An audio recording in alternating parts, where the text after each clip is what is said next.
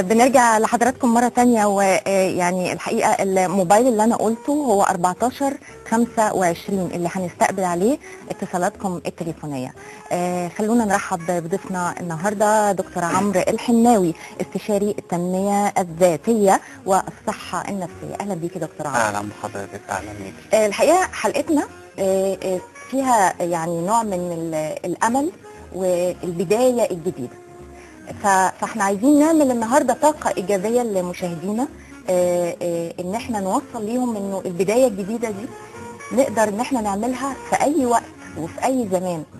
بس احنا محتاجين منك يا دكتور عمرو تقول لنا روشته، لانه ما اعتقدش انه في حد هيمر ببدايه جديده من غير ما يدوق طعم الالم او الفشل او الوجع. فنسمع منك بقى كده تقول لنا ازاي ممكن نبتدي البدايه الجديده. هو البداية الجديدة دي ممكن من أي وقت ومن أي مكان، من أي وقت تنطلق منه، من أي مكان تيجي منه. مش لازم سن معين، مش لازم أنت كنت خريج إيه أو بتدرس إيه. في حكمة إنجليزية بتقولك أبدا لم يمضي الوقت بعد لا تصبح ما وددت أن تكون. ممكن من أي سن توصل اللي أنت عايزه، بس أهم حاجة تدرك أنت عايز توصل لإيه. يعني مشكلة الناس في إدراكهم. دي أكبر مشكلة في مجال الصحة النفسية، في إدراك الناس. والإدراك هو العملية العقلية اللي بيها تعرف الأشياء. فالناس مثلا بتخش كليات هي عشان مجموعها جاب كده، بتطلع تشتغل وخلاص حاجة هي مش حباها، فبيحسوا إن حياتهم ده بيتسمى في علم النفس حياة اليأس الهادي أو العجز المكتسب. فالواحد ممكن في أي وقت يغير من اتجاهه طالما لقى الحلم اللي هو عايز يعيش. يعني عشان انا برضو عايزه اوضح الموضوع اكتر. حضرتك بتقول المشكله دايما في ادراكنا لذاتنا. طبعا. يعني هنا المشكله ممكن ما تبقاش خاصه بالظروف اللي حواليا، او المجتمع اللي انا عايش فيه، او المشاكل اللي انا فيها. المشكله دايما الكبيره خاصه بيا انا، اتجاه ذاتي انا. دي يعني اي حد يعني أيوة. بيا اتجاه ذاتي. طبعا. ازاي بقى اقدر انا ادرك نفسي زي ما حضرتك بتقول؟ ايوه حضرتك هو في 3 مؤثرات في علم النفس بيأثروا على الانسان: المؤثر الجيني، المؤثر التربوي، والمؤثر الاسري والبيئي. اللي هي عوامل وراثيه. عوامل وراثيه وتربويه. والبيئه بقى البيئه الموجوده، سواء الطفل لما المدرسه، الصحاب الى اخره، الزملاء في العمل. لكن لو احنا لجأنا وقلنا المؤثرات ديت هي اللي هتأثر علينا، فيبقى احنا كده ربنا ادانا العقل. ربنا ادانا العقل عشان نقهر اي ظروف واي مؤثرات خارجيه. مفيش حد عظيم ونجح في حياته التفت لاي ظروف في حياته. والت ديزني اتقال عنه ان هو واحد خياله ضعيف جدا، وتم طرده من الجريده اللي هو شغال فيها واسس مدينه والت ديزني. ستيف جوبز نفس الحكايه، جاله احباط ومشوه من شغله بعد ما كان عنده 30 سنه وعمل ماكنتوش. مايكل جوردن اول فريق سله راحوا قالوا ان هو مش موهوب وبقى اعظم لعيب كره سله في العالم. فالموضوع ملوش اي علاقه باي مؤثر خارجي. مفيش حد عظيم. انا بحب القرايه جدا، مفيش، وبحب اقرا سير العظماء. مفيش اي حد عظيم التفت للظروف الخارجيه.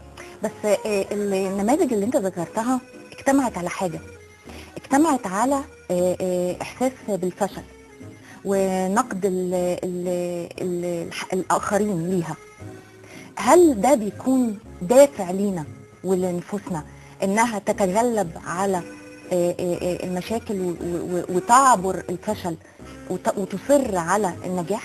هي حاجة من اتنين: يا اما الضغوط اللي بتمر على الانسان يا اما بتصنع منه انسان عظيم، يا اما بتصنع منه طاقة سلبية ومدمرة لنفسه وللمجتمع.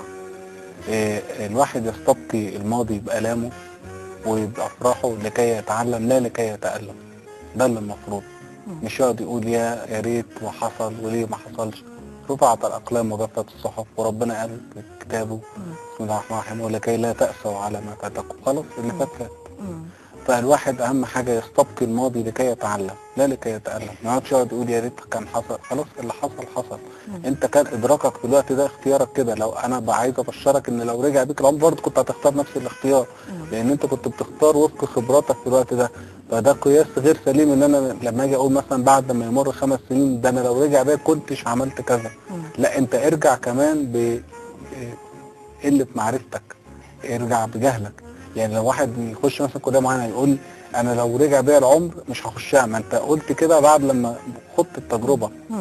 فحتى في علم اسمه البرمجه اللغويه العصبيه انا متخصص فيه، من مبادئه ليس هناك فشل ولكن تجارب وخبرات.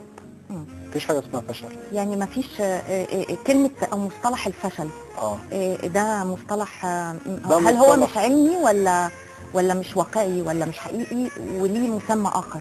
لا، هو في سعي وفي تجربة وفي محاولة. وفي محاولة قد لا يصيبها النجاح، ولكن طالما انت بتسعى خلاص. انت ليه تقعد تلصق على نفسك وتقعد حديث الذات الصامت اللي هو بقى القاتل، اللي هو 70% منه سلبي بالنسبة للناس اللي بيتأثروا بالمؤثرات الخارجية، اللي هو انا خلاص انا ما اقدرش، انا ما استطيعش فما ينفعش خلاص، او يقعد يسور. ليه؟ يعني انت ما تحط اي حاجه ان اكشن، تحطها موضع الفعل، تبتدي. وليس الانسان الا ما سعى. الواحد يسعى، النتائج دي عند ربنا سبحانه وتعالى. صحيح. انت ابذل واسعى وسيب النتيجه عند ربنا سبحانه وتعالى. انا واحد اتخرجت من تجاره، وبعد لما اتخرجت من تجاره درست علم نفس، خدت دبلومات في علوم متخصصه جدا، وبعديها خدت درجه استشاري صحه نفسيه من جامعه القاهره وانا عندي 29 سنه. فانا انا بقول للناس اهو، انا واحد غيرت خالص المجرى بتاع حياتي، ودلوقتي عندي المكان الخاص بيا اللي بعمل فيه استشاراتي بشكل دائم يوميا. اللي خلاك يعني تاخد التغيير دوت، هل هو حافز نفسي جواك ولا نتيجة مثلا ضغوط حسيت انه او انت حابب المجال دوت وحسيت ان انت مصر ان انت تصل ليه؟ حسيت ان جوايا من زمان وانا صغير ان في صوت جوايا ان انا عايز اعرف ايه طبيعه النفس البشريه، ليه الناس بحب اتامل، ليه كتب في التاملات، ليه الناس كل انسان تساليه نفسك تبقى احسن واحد في الدنيا. دي غريزه جوانا، اعتزاز بالنفس. كله لما بعمل في المحاضرات كله بيرفع ايديه. طب مين فرحان في حياته؟ محدش بيرفع ايديه. طب ليه المعادله دي؟ فرحان في حياته. مع ان كل واحد نفسه يبقى احسن انسان، يعني اختياراته مش سليمه. طب ليه اختياراته؟ عشان ادراكه للامور مش سليم. طيب خلينا كده بقى نتواصل مع الناس ونبتدي نسمع كده هم ارائهم ايه. الحقيقه احنا معانا، يعني انا بشكر جدا اصدقائنا على الفيسبوك. طب ناخد كده مجموعه اسماء الناس اللي بيكلمونا على الفيسبوك. استاذ عاطف خورشيد بعت لنا، واستاذه دريه سامح. حاضر استاذه دريه، انا هنجاوب على سؤال حضرتك المهم جدا.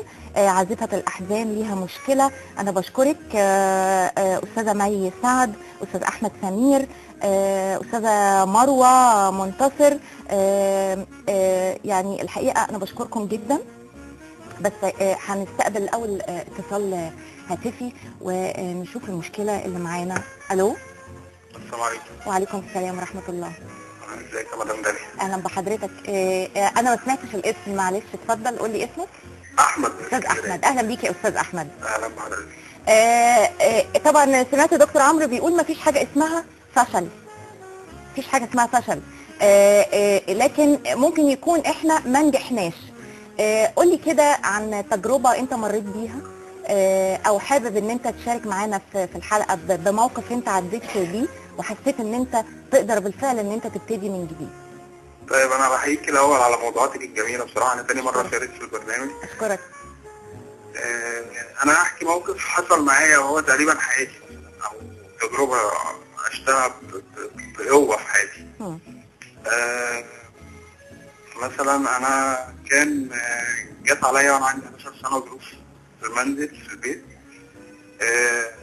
عدت بيا لمرحله توصلني للفشل، فشل في دراسه وكده. طلعت من المرحله دي نفسيا تعبان، لان انا كنت صغير في السن، والدتي توفت، فطلعت من المرحله دي يعني متكسر، عايز ابص لمستقبلي. بصيت لقيت نفسي برجع ورا، ما بطلعش قدام، عايز اطلع قدام مش عارف. حاولت الحمد لله وربنا وصلني اللي انا عايزه ونجحت في حياتي عمليا جدا بفضل الله. النهارده عندي مثلا 27 سنه. انا شايف نفسي جنب اللي انا كنت شايف نفسي قليل قدامهم، لا انا شايف نفسي احسن النهارده بفضل ربنا. بس انا عايز اقول للدكتور، هو فعلا الصعوبات الصعوبات اللي بتقابل البني ادم، يا تطلعه بني ادم ناجح يا تطلعه يا تخليه كده يا كده. صحيح. دكتور عمرو، في سؤال تحب توجهه للاستاذ احمد، نعرف يعني سر من اسرار تجربته الشخصيه دي مثلا؟ هو كان الاستاذ احمد عنده نقطه انكسار دي سنه ونص، والحمد لله تحولت نقطه تحول. هو برضه ممكن يفيد المشاهدين ويقول للناس ايه اللي حصل فخلاه نقطه تحول وبقى انسان ايجابي وناجح في حياته. هل في نقطه تحول يا استاذ احمد في نقطه حياتك؟ التحول ان انا لقيت نفسي اقل من الناس اللي حواليا. هو ده اللي استفزني. يعني يا استاذ احمد ادراكك للامور اتغير، ادركت. طب يعني احنا زي ما قلنا المشكله في ادراك الناس للاشياء. انا بشكرك يا استاذ احمد جدا، بتمنى لك التوفيق. انا بشكرك على تجربتك يعني المبهجه دي، ان انت بتدينا حافز وبتدي للشباب امل وحافز انه رغم ان احنا بنعدي باوقات صعبه كتيره في حياتنا بس نقدر نوصل ان شاء الله. ناخد اتصال تاني. استاذ محمود بيكلمنا من الاقصر. مساء الخير. مساء الخير يا استاذ محمود، اهلا وسهلا. مساء الخير يا عبيد. اتفضل. شكرا يا فندم. والله هو حضرتك عموما الفشل والنجاح ده بيد الله ونعم بالله. ونعم بالله. بس الشعب المصري في غريزته في طبيعته جينات وراثيه للتحمل والمثابره والاصرار على النجاح. صحيح. فبلدنا حلوه فيها تجارب كتير، الانسان يسلمها لربنا اكتر ويعمل اللي عليه والباقي ده بتاع ربنا، ويبقى عندنا في امل لبكره يعني. صحيح يا استاذ محمود. وهو ده شكل الحياه يعني، في اوان الورد بينده للجناين عبيره ويدوب جلد الحياه ويطلع جلد غيره وينادي فرد الطير. انا بشكرك يا استاذ محمود، هو كلامك كله يعني ورود وزهور وامال جميله جدا. طيب دكتور عمرو، احنا الحقيقه معانا تقرير وحابين ان احنا نشوفه مع مشاهدينا كمان، ونرجع نعلق على هذا التقرير ونستقبل بقيه اتصالاتنا التليفونيه، وكمان نقرا المشاكل اللي وصلنا عن طريق الفيسبوك. اتفضل.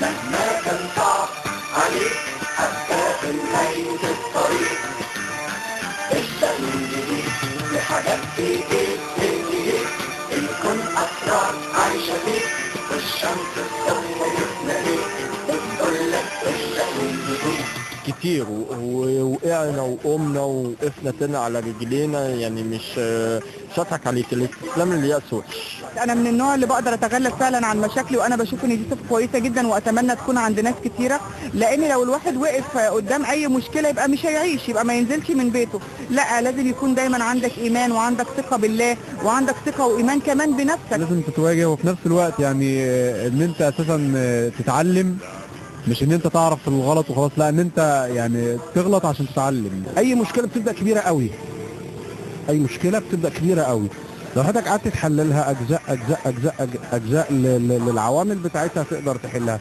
فاي شاب صغير لازم يفهم، هو عنده طاقه وعنده لكن لسه ما عندوش الخبره، يستعين بخبرات. لو انا اقدر احلها طبعا هقدر، لو مش هقدر ممكن استعين باي حد يحاول ان هو يحل لي مشكلتي. طبعا لازم يكون في امل، ولولا الامل لقبل العمل. هي كل مشكله ولها حل طبعا، ولازم ان انا احل مشاكلي، يعني لان لو ما حلتش مشاكلي عمري يعني ما دنيتي هتمشي او حياتي هتمشي. عن تجربه شخصيه، الواحد لما اتخرج من الكليه فضل يدور على شغل كتير، قعدنا تقريبا 4-5-6 شهور مش لاقيين شغل، فبدانا نتحرك بقى. شفت يعني سبت مجال التخصص بتاعي، اشتغلت في كذا حاجه ثانيه، بعد كده لغايه ما ربنا كرمني دلوقتي واشتغلت في المجال بتاعي. يعني لو ما قدرتش ان انت تحل مشكلتك هتفضل يأس. لازم الواحد يعني يقف يواجهها وما ييأسش، يعني كل ما حاجه تقابله كل ما يقع لازم يقوم تاني ويكمل. انا المفروض اخذ من خلال تجاربي في الحياه ومن عثراتي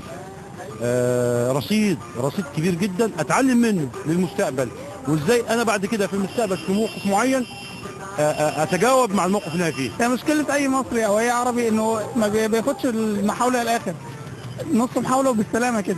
في ناس منظورها بيبقى منظور